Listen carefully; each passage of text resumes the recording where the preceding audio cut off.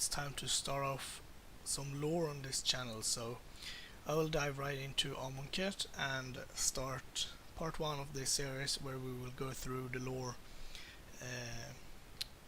for Magic, since it's a very in-depth and exciting lore. So let's go right into it and try to get to Hour of Devastation as quickly as possible. So the story on Amonkhet begins when the Gatewatch arrives in the desert, and it turns out that they just landed in a sandstorm, so they really need to get some kind of protection. They're trying to find something, but it turns out it's just sand as far as they can see. So Chandra decides to melt the sand and make a glass dome of sort, and they use Gideon basically as a door or a human shield, if you will, to block out the sandstorm. Once in the glass dome, they're trying to figure out where they are and what world this is. They know it's Amonkhet, and as far as they know, it's a plane that Nicol Bolas himself has created, so they're certain that this is not a good world to be on. They also manages to spot something through the sandstorm, and that's a pair of horns in the distance. And not only does that mean that, well, they kinda look like Nicol Bolas, and they also decide that that's the best way to go if they want to find some kind of answer or some kind of direction on what to do next. Nissa and Jace tries to reach out their minds and find something living or any kind of answers, but they cannot. And Nissa also realizes that the world is sick or dying, and that's not good. Finally, the storm subdues, and they decides to keep going. Nissa and Chandra falls behind a bit because Nissa is still trying to get a grasp on the plane. Once they're out, they're ambushed by zombies, and a huge fight breaks out with Jace, Liliana and Gideon on top of a sand dune, and Nissa and Chandra down at the glass dome. Anyway, that's not a really interesting fight because Liliana, as a necromancer, can take control over the dead and forces a lot of the zombies to obey and fight their own. She also reaches down to the zombies that are attacking Nissa and Chandra, and orders them to flee. So she don't have time to fully control them, but making them flee is good enough. Once the fight is over, she tries to locate Jace since he has vanished, but she knows that that's his typical means of strategy when it comes to fight, to disappear and get the upper hand on a strategic level. When she's doing this, she's temporarily dropping her defenses, and that's when the next attack appears. A great sandworm, or rather several, attacks the Gatewatch, and one of them devours Liliana. At this point, Nissa is trying to grasp the situation. Gideon is trying to protect his friends. Jace assumes that Liliana is dead, since her zombies are turning against Gideon. And Chandra basically thinks burn. That's basically all she's thinking about right now. So together they're fighting off the great sandworms, and they're trying to get a sense of what happened to Liliana. They refuse to believe that she would be dead.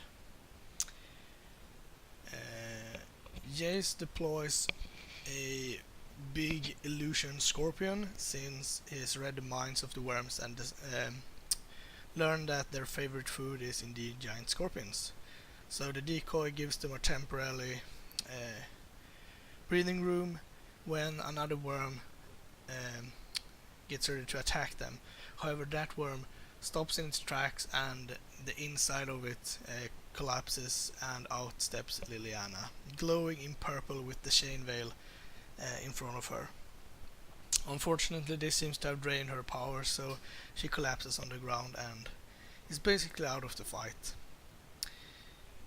On his own, Gideon tries to take on several worms, and is doing so pretty successfully, but they are huge, so he's struggling. Nissa tries to join in after the fact that Jace communicates with them telepathically that Liliana is injured and they're going to need to regroup and think out a better strategy. When Gideon and Nissa is on the way over to when Nissa and Gideon is on the way over to Jace and Chandra, they suddenly realize that the dead worm is no longer dead and has come back to life, and with its tail it lashes out against Jace and Chandra, knocking them both out. This is when Nissa realizes that it's the plane itself that brings the dead back to life, and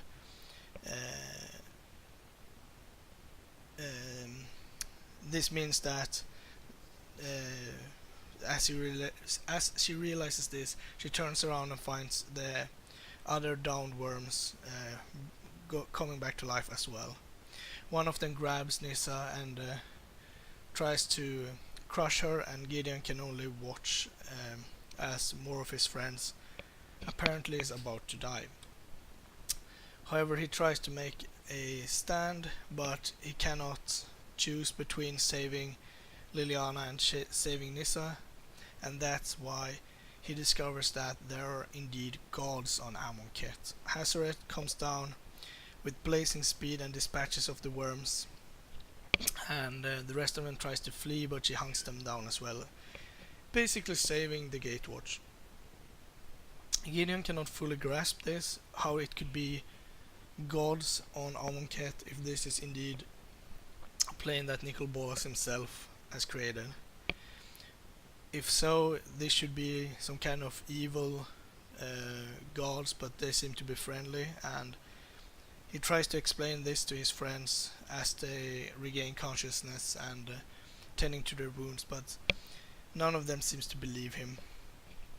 Anyway, they make their way towards the horns, and that's when they get a breathtaking sight. They see the town of Naktamun and the purple bluish Hekma that protects it, like a protection sphere of sorts. They can also see that there are people down there, so they make their way down towards the town to explore it and see what this is, because it's kind of a big contrast against the vast desert behind them. And that is where we leave the Gatewatch for part 1. This is the final words of the chapter. As the five descended across the sand, the whisper of the lonely wind brushed where they walked, shifting the sands behind them, erasing their footprints, carving new dunes and sweeping flat new expanses. Overhead, the first sun slid towards its zenith in the sky, while the second held steady at its position on the horizon, its fiery stare fixed on the world below. Within minutes, the desert was as it ever had been, with only the two suns bearing witness to the silent eternal. The wind carried on, oblivious to all that came before. And that's where we end part 1. Stay tuned for part 2 as we continue to explore the lore of Amonkhet and making our way to Hour of Devastation. Thank you for watching. Thank you for watching. Please like and subscribe, it really helps us out. If you enjoyed this content, please consider supporting us at patreon.com/magicgatheringstrand.